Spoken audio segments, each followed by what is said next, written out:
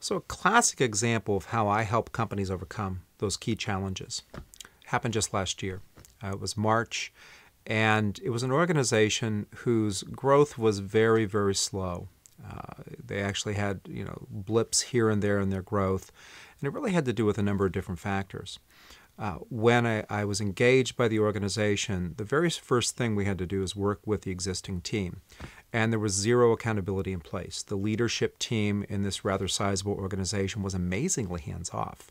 And the thing they said was key is, these are adults, these are professionals, we expect them to follow through, and we expect them to meet their expectations, and they weren't.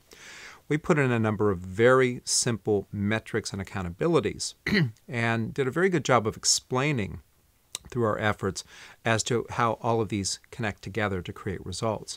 Then we started tracking those changes and working with the leadership team to do that. What happened was we eventually phased in more and more of these metrics, holding the team more and more accountable, yet at the same time helping them really understand the value they were getting from this. This team was incredibly bought in because they saw this connection between their activities that created results that produced amazing outcomes. So in working with them over time, we built this system piece by piece versus just trying to impose it on them all at once because that would have overwhelmed them. The end result in all this was by the end of the year, this is about a 10-month period of time, they had doubled their revenues in that period of time. They were outpacing their competition. And the interesting thing that I love about this was not a single person left the organization in that time, even though they were being held more accountable.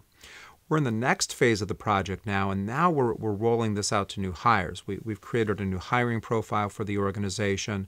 I'm involved in the interview process and using that as a tool to teach them to conduct better interviews. And now all of these new players are being integrated into the system as well. What's beautiful about this is these new people are actually ramping up faster than this organization's ever seen. And it's starting to become difficult to tell the new players from the old ones because they're so rapidly assimilated into the system that we created.